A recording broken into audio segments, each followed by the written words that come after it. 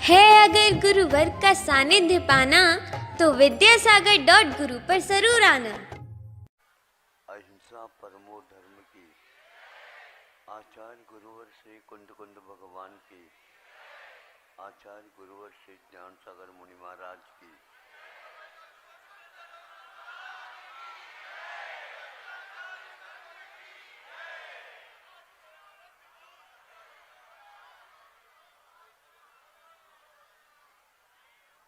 कुछ घंटे शेष है आपके घर में वह जो महान आत्मा आई है, फिर वह पंख जिनके खुल गए ऐसे पक्षी की भांति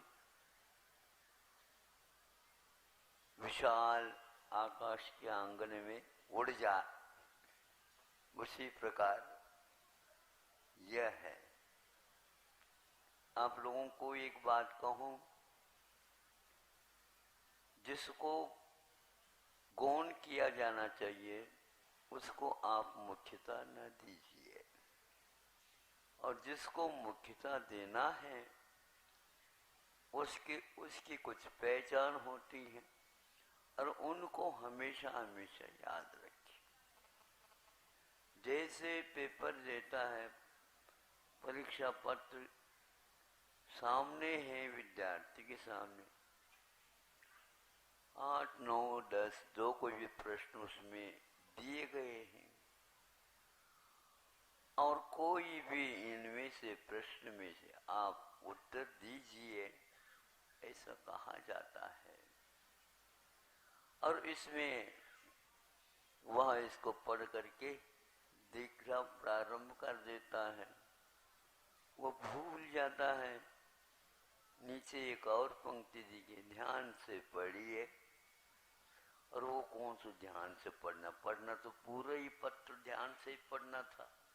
विशेष ध्यान तो ये है कि उस पंक्ति में लिखा कि 5वां जो प्रश्न है उसको आपको अनिवार्य रूप से हल करना है। बाकी जो शेष है उनमें से जितने आवश्यक है, 7-8 प्रश्न के लिए कहा गया, तो उसको आप हल करिए।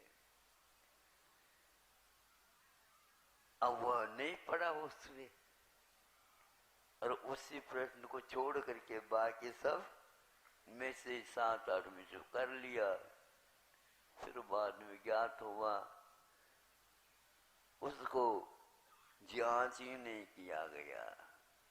इसलिए नहीं किया गया कि अनिवार्य को तो उसने गौण कर दिया, और जो अनिवार्य नहीं थे, ऐच्छिक थे, उनको अच्छे ढंग से लिख डाले। ऐसे ही आप लोगों को भी कह रहा हूं, क्योंकि आपके तीसरे दिन भी निकलने को है, और कल का एक ही दिन माधव साहू थे, परसों तो फेरी है ना, प्रभात फेरी जैसे। फेरी का अर्थ अपने अपने घर की ओर मुख फिर जाता है, फेरी हो गई। ऐसा है, बहुत दिन से आप लोगों ने योजना बनाई, दिन जाने काल जाने को तो रोक टोक है ही नहीं। तो वहां पेपर देख करके कहता है कि देखो मैंने कितनी मेहनत तो की है, लेकिन जिसमें मेहनत करना है, जिसके लिए होता है, बारात आती है बिल्कुल बारात महात्मा, लेकिन जो वर वधू हैं वो मुख्य हैं, उनके लिए मुहूर्त के अनुसार आपको काम करना है। आज का दिन एक बहुत बड़ा दिन है। वैसे वसंत पंचमी मानी जाती है, सब लोग अपने अपने खरीदी वगैरह जो कुछ भी होते वो खरीदते रहते, बताते हैं। लेकिन ये अवश्य है कि जो व्यक्ति नियम की ओर विशेष ध्यान देता है, जो नियम का अर्थ नियम ही होता है, उसके बिना वह चलता नहीं। तो बाद में वह नियम के लिए हम आप कर लेंगे तो कर लेंगे, तो 1 वर्ष का तो पेपर था, प्रश्नावली, वो तो चला गया। जीवन में ऐसे ही मनुष्य जीवन में महत्वपूर्ण बिंदु हुआ करती है, उसकी ओर विशेष ध्यान देना चाहिए। किंतु प्राय करके संसारी प्राणी मोह से वशीभूत हुआ, भय काम वश्य, भय और काम से वह वशीभूत हुआ, इस बात को नहीं सोच पाता।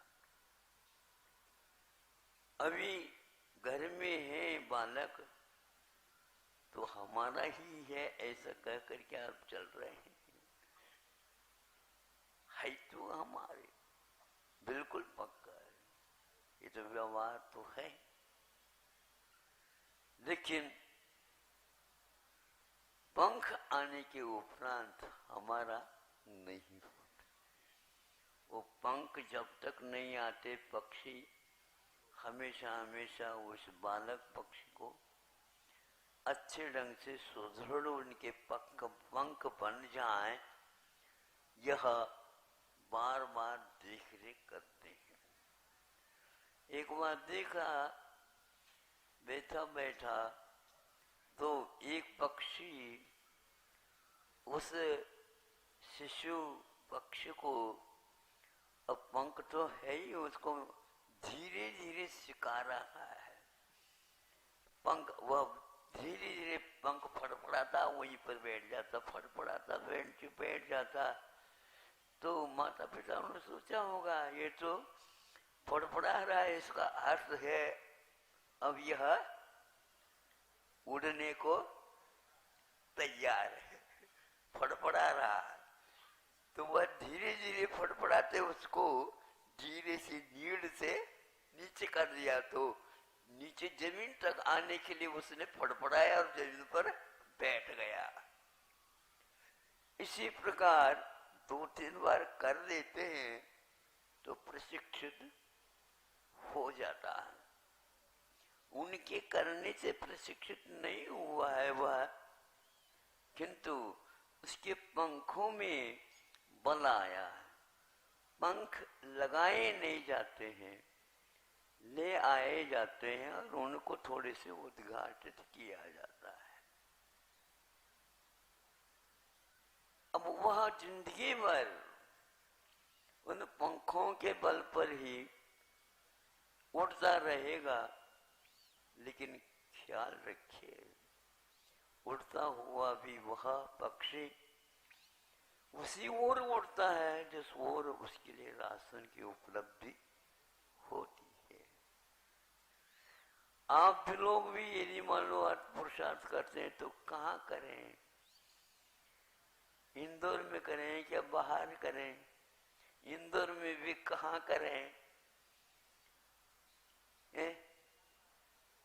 राजवाड़ा।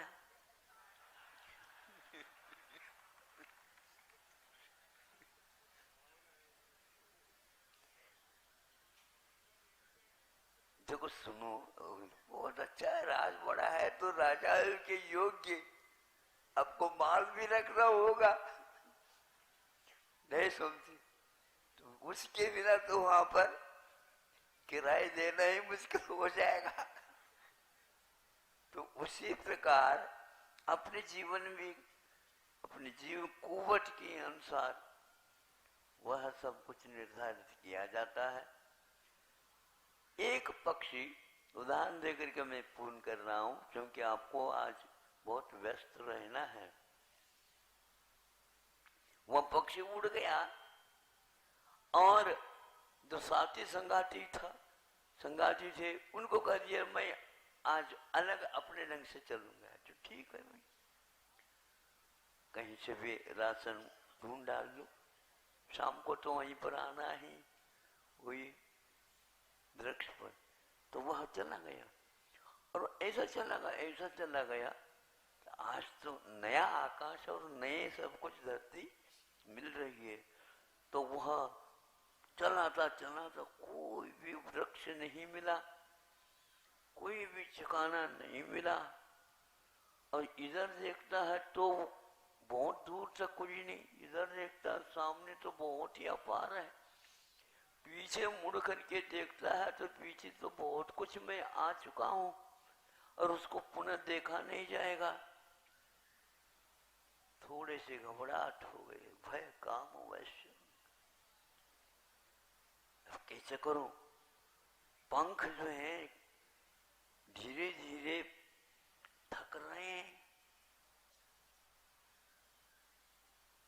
नीचे अपार पानी, पानी में निर्वाह नहीं हो सकेगा। बैठने के लिए कोई वृक्ष नहीं है, द्वीप नहीं है, आधार नहीं है।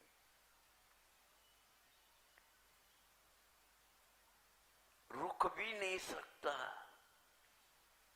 पंखों का उपयोग किए बिना रुक भी नहीं सकता। पेड़ पर बैठा हुआ तो रुक सकता है। अब आसमान में अधर में हूं, पंख नहीं चलाया,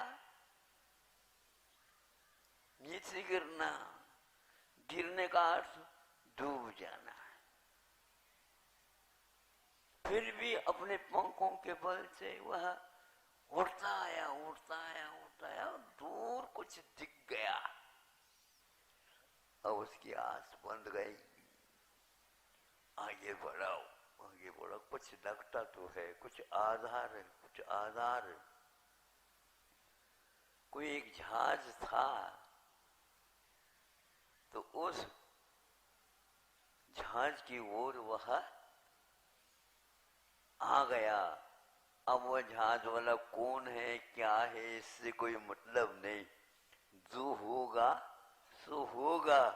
तो एकदम जा करके वह उसमें उतर गया। वहां के लोगों ने उसको प्यारा पक्षी को अपने हाथ में ले लिया। उसने सोचा ये कौन बंधु है, हितू है या और कौन है, क्या पता। इतना अवश्य इनके वजह से हमें शरण मिल गई। आज यह 84 लाख योनियों में आप लोगों को मनुष्य भाव उस जहाज के भांति मिली। इसका कुछ अंश भाग तो आप लोगों के द्वारा उपभोग हो चुका है, शेष कितना है कोई पता नहीं। शुरुआत में तो ऐसा ही है, जीवन प्रारंभ हो जाता है, धीरे धीरे पंख आने के उपरांत फैलाव हो जाता है, माता पिताओं के भी विछड़न हो जाता है, सब कुछ को यहाँ पर कोई टिकना है ही नहीं। पंख चलाना होता है, नहीं तो गिरना तो पक्का। बहुत कठिन है। आपके लिए हाथ पैर चल रहे हैं, हाथ पैर नहीं चले तो क्या करें, तुम बताओ। माता पिता भी कहाँ तक आपके लिए साथ देंगे। एक वस्तु की क्षणभंगुरता के बारे में देखते हैं तो पक्का है यहाँ पर कोई विशेष आधार देने वाला नहीं। आधार यदि है तो आयुष कर्म है। धीरे धीरे वह भी रुका हुआ नहीं, कोई यहाँ पर कोई भी नहीं रुका हुआ है, रुक सकता ही नहीं। रुकने का अर्थ यही है, एकमात्र शुद्ध परमेश्वर रुके हैं, बाकी परमेश्वरी सहित सब के आयु कर्म का बंध हुआ है, उसके आधार पर हो रहा है। इस वैराग्य के आधार को देख करके आपके घर में आए हुए महान पुरुष आज मध्याह्न में लगभग मुहूर्त के अनुसार आप समझते होंगे हमारे घर में है तो आपके घर में है, लेकिन आपका घर और आप भी निराधार है। चाहे राजवाड़ा हो चाहे गरीब वाड़ा हो, दोनों वाड़ा हो, ये तो है रुके हुए कोई नहीं है, फाटक लगे हुए हैं,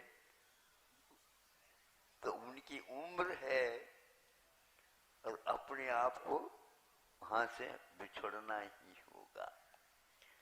जैसे घड़ी की आप प्रतीक्षा कर रहे थे, वो घड़ी की वो परीक्षा आ गई है, प्रक्रिया जारी है।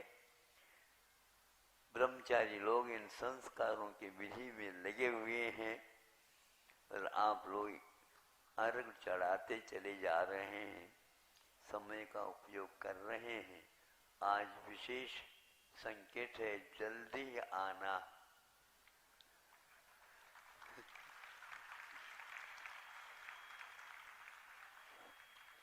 लेकिन भैया हम आएंगे अपने समय पर, जल्दी से हमें मतलब नहीं है। आप देख लो, हम जल्दी वाले भी नहीं और जल्दबाजी भी नहीं। आप लोग बाजा चला करके जल्दबाजी भी कर सकते हो। बैंड वालों को कहे ए थोड़ी जल्दी जल्दी चलो, जल्दी जल्दी चलो, नहीं समझे। और कभी कभी धीरे धीरे चलो। अरे महाराज चल रहे हैं तो आप क्या करेंगे, धीरे से हमें आकर कहते महाराज थोड़ी धीरे धीरे चलो। देखो ऐसा है, बैंड वाले चाहे सामने हो चाहे पीछे हो, आवाज तो सबको सुनने में आएगी। हम तो अपनी गति से चलेंगे, समझ में आ गया। हम तो अपने गति से आएंगे, आपको उसी के अनुसार चलना होगा, क्योंकि हम बंधे हुए हैं। आप एक दिन बंध गए हो, 5 दिन के लिए बंध गए हो, हमारा प्रतिदिन बंधन के साथ चलता है। हम मुहूर्त से अपने काम करते हैं, हम दूसरे के मुहूर्त में हम भाग नहीं लेते हैं। उस मुहूर्त के अनुसार यदि चलता है तो हम आपके लिए स्वीकृति दे सकते देते हैं। अहिंसा परमो धर्म की। द्वादशांग निर्माणी माता की जावाणी के ज्ञान दे सूझे लोकालो।